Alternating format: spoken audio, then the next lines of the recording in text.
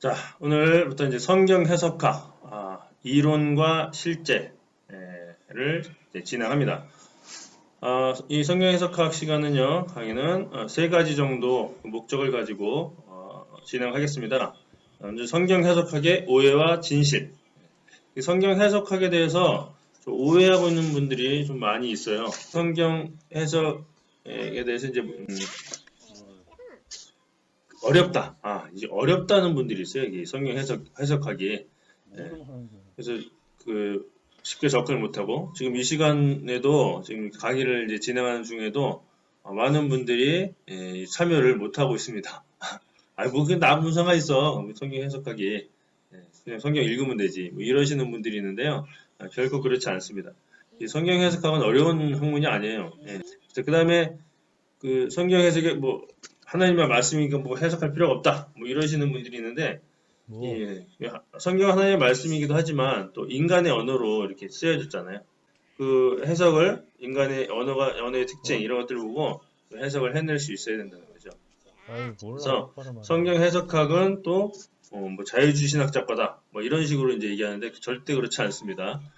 일단 이제 성경의 해석학의 이제 필요성과 중요성에 대해서 말씀을 나눌 텐데 여기서 굉장히 이 성경 해석학이 잘못되면요 여기서 이제 이단들이 나오게 되고요. 이 성경 해석이 잘못되면 이 사회 문제 요즘 사회 문제들이 많이 있는데 이 사회적인 이슈에 대해서 우리가 제대로 대응을 못하는 거죠. 결국 사회적인 문제에 대해서 우리가 답을 해줘야 되거든요. 성경적으로. 제대로 된 성경을 해야지 이렇게 성경적인 답이 나오는데 그 성경적인 해석을 잘못해버리면 성경 해석을 잘못해버리면 아주 이제 엉뚱한 그런 답을 해주게 되는 거죠. 예를 들어서 동성애 문제 요즘 이제 이슈가 되고 있는데 이 동성애 문제에 대해서 찬성하는 신학자들이 있어요. 찬성한다기보다 이제 옹호하는 거죠. 그래서 이 동성애는 괜찮다, 죄가 아니다, 뭐 이런 식으로 성경을 해석하는 우리 입장에서 보면 전혀 이제 받아들일 수 없는 그런 이제 해석들을 하는 경우가 있죠. 근데 나름대로 근거가 있다는 거예요. 성경에서 이제 해석을 해서 나온 거기 때문에 그런 것들을 우리가 어떻게 교정을 해줘야 되는지 이런 것들은 우리가 성경 해석학을 모르면 그것들을 할 수가 없다는 거죠. 그래서 결국은 우리가 성경 해석학은 나와 별 관계없는 어려운 학문이 아니라 밀접하게 관련되어 있는 또 반드시 필요하고 중요한 그런 학문이라는 것. 그리고 결코 어렵지 않다는 것. 그런 것들을 이제 이 세미나를 통해서 또 같이 나누도록 하겠습니다. 두 번째로는 성경 해석학의 역사입니다. 역사와 종류. 성경 해석학은 과거 이제 그 유대 구약에서부터 계속 이제 내려온 겁니다. 사실은. 그래서 여러분 잘 아시는 탈무드 있죠? 탈무드. 이 탈무드도 성경을 해석한 거예요. 성경을 해석해서 그것을 적용한 거죠. 이게 탈무드입니다. 뭐 미드라시든지 뭐 이런 것들이 있어요. 유대 그 경전에 그런 것들이 다 성경을 해석한 내용이거든요. 거기서부터 시작해서 계속 발전을 해서 지금 현대 신학자들이 해석하는 방법들, 자, 이런 것들을 함께 나누도록 하겠습니다. 그 다음에 거기에 따라서 이제 많은 역사들을 통해서 많은 그 방법들이 나오겠죠. 성경 해석할 방법들. 자, 그런 종류들이 있습니다. 방법의 여러 종류들, 그런 것들을 함께 이제 알아보도록 하고요. 성경 해석학의 그 여러 종류의 방법에 따라서 이론들이 있죠. 자, 그 이론들을 함께 공부하도록 하고, 그 이론에 따라서 실제 성경에 어떻게 적용해서 성경을 어떻게 해석하는지 여기까지 우리가 알아보도록 하겠습니다. 그래서 8주 동안 우리가 진행을 하는데요.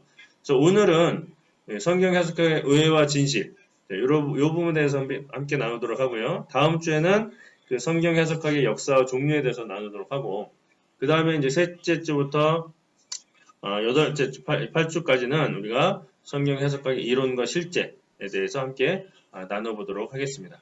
자, 그러면 오늘은 첫 번째 성경 해석학이란 무엇인가라는 큰 주제를 가지고 세 가지 정도 살펴보도록 합니다. 자, 첫 번째로 성경 해석학의 정의. 성경 해석학이 과연 뭐냐? 이 정의를 원어를 통해서 언어를 이제 용어의 정의를 좀 내려보도록 하겠습니다. 두 번째로 성경 해석학은 왜 필요한가? 이 필요성에 대해서 나누도록 하고요. 세 번째로 성경 해석학은 왜 중요한가? 이 부분들을 함께 나눠보도록 하겠습니다. 첫 번째로 성경 해석학의 정의인데요. 영어로는 hermeneutics 이렇게 말합니다. hermeneutics. 한번 따라해볼까요? hermeneutics. hermeneutics. 됩니다. 네, 이게 헬라어가 좀 잘못되어 있는데요. 예, 좀 폰트가 안 맞아서 좀 깨졌네요.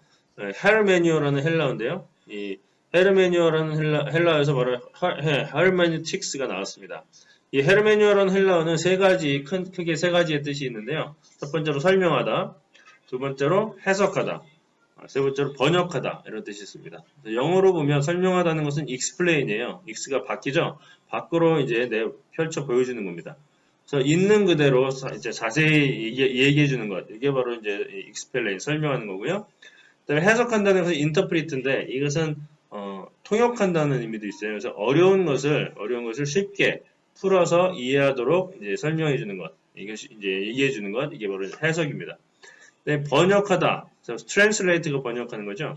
그래서 언어를 한 나라의 언어를 다른 나라의 언어로 그 사람의 언어로 바꿔주는 것. 이게 이제 번역이죠. 그래서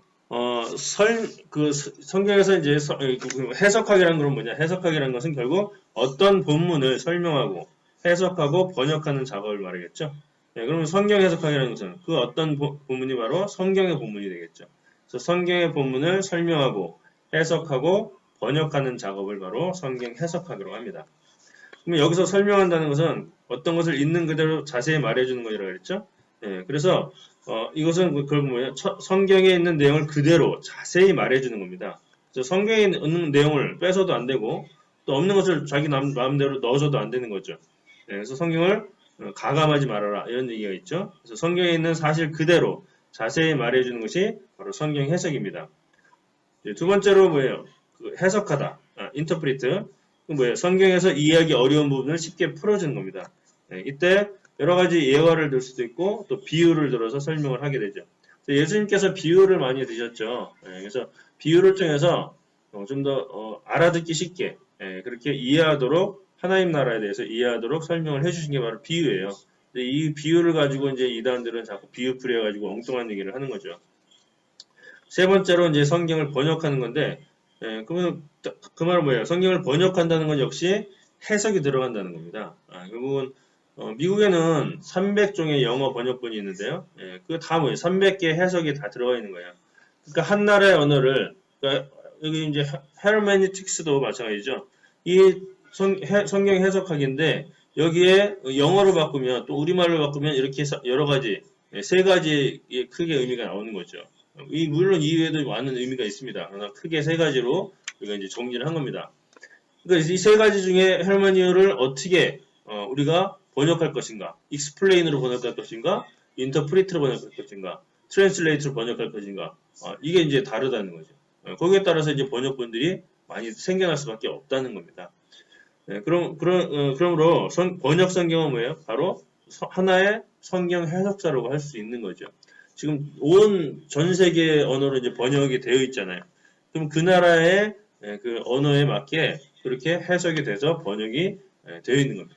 그러니까 언어라는 것은 결국 그 나라의 문화와 사고가 들어있는 거죠. 그러니까 그 나라의 문화와 사고가 거기에 그 성경에 들어가 있을 수밖에 없다는 거죠. 자, 요약해서 다시 정의를 내리면 성경 해석하기란 성경의 내용을 가감하지 않고 있는 그대로 설명하는 겁니다. 있는 그대로 설명하되 이해하기 어려운 부분을 쉽게 풀어서 그 다음에 그 사람이 알아들을 수 있는 언어로 바꿔주는 것. 이것이 바로 성경 해석하기라고 정의할 수 있겠습니다.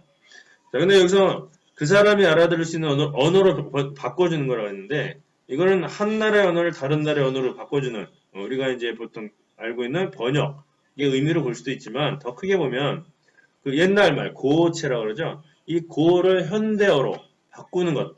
그래서 고대 사람들이 쓰던 언어는 우리가 이해하지 못하기 때문에 현대 사람들이 이해할 수 있는 언어로 바꿔주는 것도 역시 큰 의미에서는 번역이라고 할 수 있습니다. 그리고 또 어른이 사용하는 표현들 있죠. 용어들. 그런 것들을 어린이의 표현, 어린이의 용어로 바꿔주는 것도 역시 우리가 큰 의미에서는 번역이라고 할 수 있는 거죠. 그래서 그 대상에 따라서 그 대상이 알아들을 수 있는 언어로 바꿔주는 것. 이것도 우리가 번역이라고 할 수 있겠습니다.